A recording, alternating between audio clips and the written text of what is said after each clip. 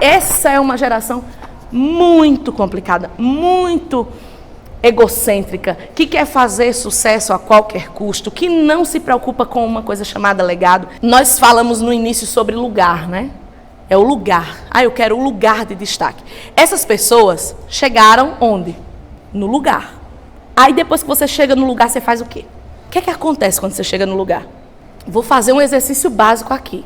Você tem um objetivo único na sua vida, é o maior da sua vida. Depois disso, você não pensa, você não tem... Eu só quero isso. Me conta o que acontece quando você chega nesse lugar. Não já está dando uma tristeza? Diga se não já está dando uma tristeza. Então você entende o que acontece com essas pessoas. Porque elas chegam no lugar. E aí elas percebem que esse lugar não é o que elas esperavam. Porque elas não tiveram o caminho certo. Porque eu também me revolto. Quando eu vejo... Dá uma raivinha, né? Quando a gente vê gente rica e famosa reclamando da vida. Dá uma raivinha, dá vontade da gente pegar e dar uns tabefe. Dá vontade. Ai, gente, dinheiro não traz felicidade. Então me dê e seja muito feliz. Porque eu tenho várias coisas para fazer com esse dinheiro. Sabe qual é o problema? O problema dessas pessoas é isso. Eles chegam no lugar e eles não sabem fazer. Porque eles não tiveram a construção. Eles não tiveram o trajeto. Mas todos ralaram. Ralou o quê? Uma pessoa com 20 anos ralou o quê na vida, gente? Me dá uma raiva isso. Fulano chegou na fama aos 22 anos, mas ó, sofreu tanto. O quê você sofreu? Poupe-me. Tu sofreu nada.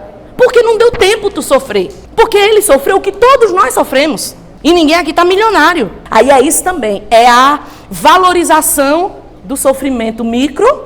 Olha, eu sofri muitas vezes. Eu não tive dinheiro para comprar um McDonald's. E aí eu tinha que comer coxinha. Ô desgraçado. Tu sabe que eu passei tanta fome que eu não tinha dinheiro. Eu não tinha dinheiro para comprar uma roupa de marca. Eu não tinha dinheiro para comprar um tênis que todos os meus amigos tinham. E eu não tinha. Aí essa geração é assim, ai meu Deus, tadinho. Ele sofreu muito, sofreu o quê? Estou começando a me preocupar comigo. Aí vem um pouco de egoísmo da minha parte. Porque eu estou pensando no mundo que eu vou viver quando eu tiver 60 anos. Eu tenho muito medo, porque eu vou ter duas opções.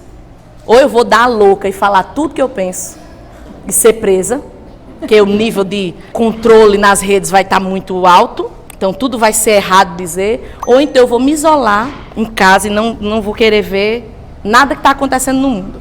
Que mundo que eu vou viver? Como é que vai ser esse mundo? De gente burra, de gente que não pensa, de gente que não produz. Eu me preocupo com isso. Tem um filme que eu já falei aqui, recomendo, procurem. Esse filme ninguém divulga.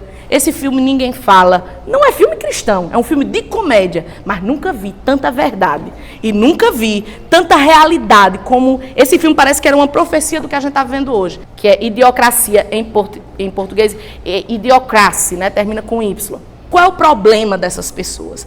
Elas chegam no lugar, mas como elas não passaram a trajetória, elas não passaram pelo caminho, elas não sabem o que fazer quando chegam lá. Uma coisa que o pastor tem pregado nos últimos dias, a gente tem conversado muito sobre isso. Uma pessoa de 20 anos não está pronta para ser milionária. Uma pessoa de 30 anos não está pronta para ser milionária.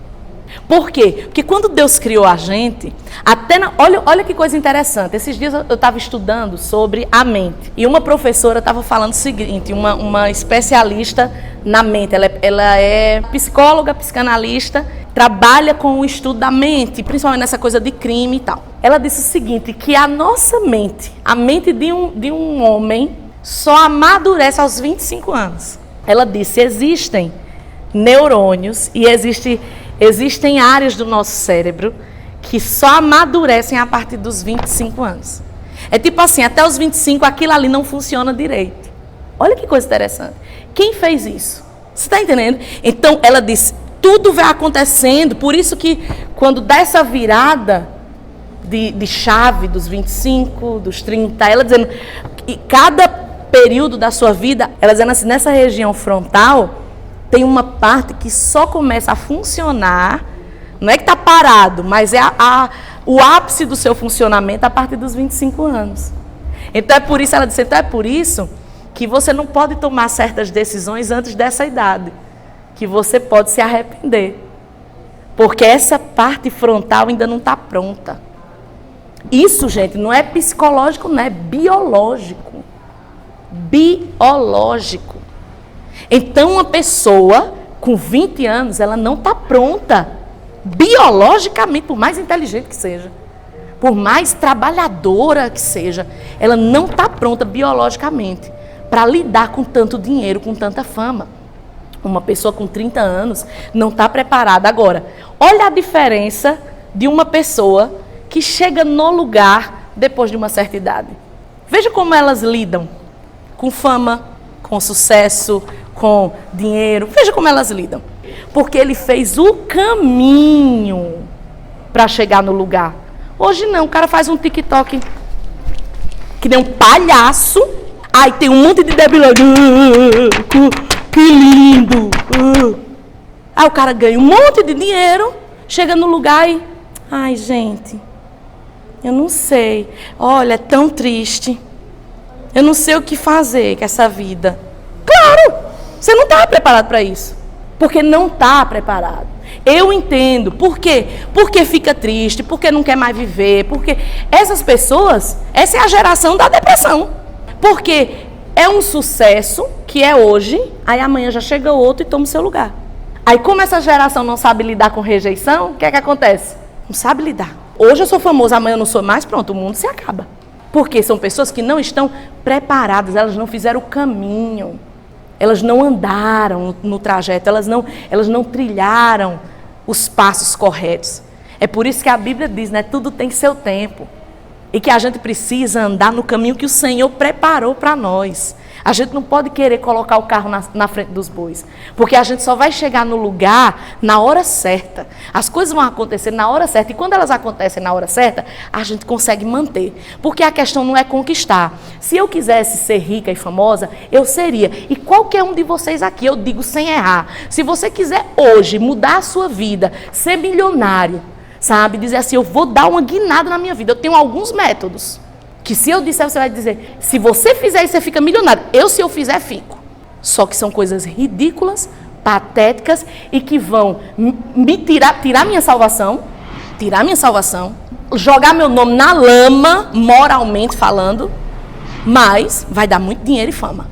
Então são escolhas. Não é porque então fulano, não, qualquer um de vocês aqui. Qualquer um aqui. Agora, o que é que... Onde isso vai nos levar?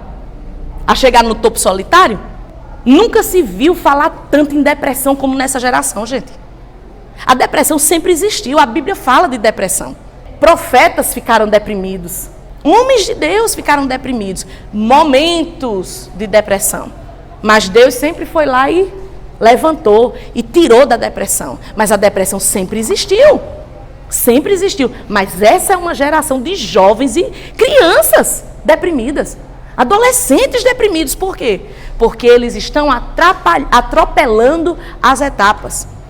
Eles estão pulando etapas, eles não estão trilhando o caminho, eles estão colocando o carro na frente dos bois. Eles chegam no lugar antes de estar preparado para o lugar. O que vemos hoje é uma total e completa inversão de valores. Cristãos querendo ser vistos ao invés de se entregar ao serviço. Outros querem ser servidos, mas jamais se apresentam para servir. Como a gente leu aí, uma coisa é o mundo tá desse jeito. A gente aceita. Porque o mundo jaz no maligno, o mundo é mau, o sistema mudando é corrompido. Agora, eu não posso, como cristão, achar que é normal isso dentro da igreja. Isso entrar dentro da igreja. Esse egoísmo. Eu quero ser visto, mas não quer servir. Eu quero que os irmãos me sirvam, eu quero que a igreja me sirva, mas não quer servir a igreja. Então, esse egoísmo, a gente não pode deixar entrar primeiro no nosso coração. Porque nós somos a igreja, eu sou a igreja, você é a igreja. A gente quando vê um rico reclamando, eu sou rico e famoso, mas estou triste, eu entendo. Mesmo sem ter a fama e o dinheiro deles, eu entendo. Aí esse sertanejo, ele disse, quando eu cheguei lá, eu vi que aquilo não trazia minha felicidade. É bom, a gente compra as coisas, a gente resolve as coisas, mas eu vi que não tem alegria naquilo. Aí ele citou uma coisa, ele disse, olha, eu comecei a lembrar que quando eu era pobre, e no Natal com a minha família, a gente tinha uma comida simples, a gente tocava e cantava com a família. Ele disse, hoje a gente passa o Natal em família e tal, Ele disse, mas não tem mais alegria do que aquela época. Não mudou a felicidade. Porque qual é o problema dessas pessoas? Elas acham que aquele lugar vai trazer felicidade e não traz. Porque o egoísmo te afasta de Deus. Esse é o ponto. Quanto mais você se centraliza no eu, quanto mais você busca agradar o eu, mais você se distancia de Deus. Então não tem como ser feliz nesse lugar egocêntrico. Por isso que essa galerinha tá famosa hoje, tá feliz hoje, amanhã tá em depressão. E ganhou dinheiro e teve fama, mas não teve preparo para viver. Não, e não deu tempo construir, não deu tempo projetar, porque todos nós aqui, não, a gente quer fazer isso, olha, eu quero ter dinheiro para comprar isso, eu quero fazer tal projeto, eu quero empreender isso. A gente tem um tempo. Eu e o pastor, a gente conversa muito sobre isso. Eu digo, se eu tivesse. O pastor disse, eu tenho mais ideias, mais projetos do que recursos. O problema dessas pessoas é que elas têm mais recursos do que projetos. Eu tenho mais ideias, mais projetos do que dinheiro.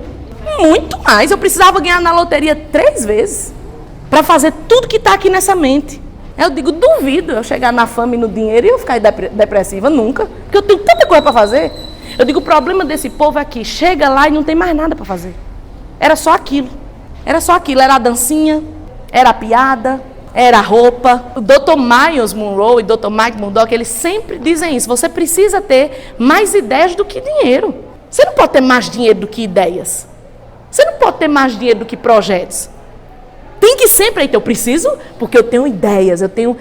Volta sempre para o que a gente está falando aqui. Porque eu preciso servir. O que essas pessoas estão servindo? Qual é o legado que essas pessoas estão deixando? E você e eu, nós precisamos pensar nisso. O que a gente está deixando? O que a gente está entregando para o mundo? E todos os meus projetos, tudo é pensando, isso aqui eu quero deixar como um legado. Eu até brinco, ontem não, na quinta-feira, eu tenho vários cadernos que eu anoto as coisas. Aí eu brinquei com o pastor, digo, olha, está vendo aqui? Eu anotei aqui a sua mensagem, isso aqui, daqui 100 anos, vão pegar os meus escritos, e eu lhe dei uma moral aqui, ó, botei seu nome. Aí ele começou a rir, aí eu digo, tá vendo? Porque isso aqui, eu penso nisso. Eu digo, sabe por quê? Porque hoje a gente fica buscando, a gente encontra bíblias do pregador tal, que já morreu há 200 anos, e tá lá as anotações dele, e depois o pessoal... Eu digo, olha, isso aqui um dia, eu não vou estar aqui, mas aqui tem muito tesouro. Na minha casa eu tenho caixas e caixas de bíblias com anotações, de cadernos e tudo, porque até nisso eu penso, eu estou deixando um legado, não é só para mim. Eu escrevo meus pensamentos, eu escrevo os meus estudos. Cada estudo que eu preparo desse é um legado que eu estou deixando.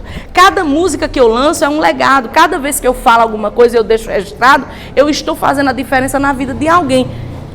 Todos nós precisamos entender isso. Tudo que você faz, você está deixando uma marca em alguém. Você está servindo, como o Dr. Myles sempre dizia, né? Você tem que servir ao mundo com o seu dom. Com aquilo que Deus te deu, seja ele qual for. Você vai servir primeiro ao reino e depois às pessoas. Quero só enfatizar essa frase aí, né? Mas, que essa questão de ser servido, de servir, Jesus está dizendo que o mundo, assim como Tiago e João, o mundo procura os holofotes, o mundo procura fama, o mundo procura ser servido. Mas ele disse, não deve ser assim entre nós. Nós precisamos continuar com a mesma mentalidade do lava-pés, de servir ao outro, de ajudar o outro, de deixar um legado para o outro. Essa deve ser a nossa mentalidade, de querer ser o menor. Porque quando você decide servir, aí é que você é grande. Aí é onde está a verdadeira grandeza.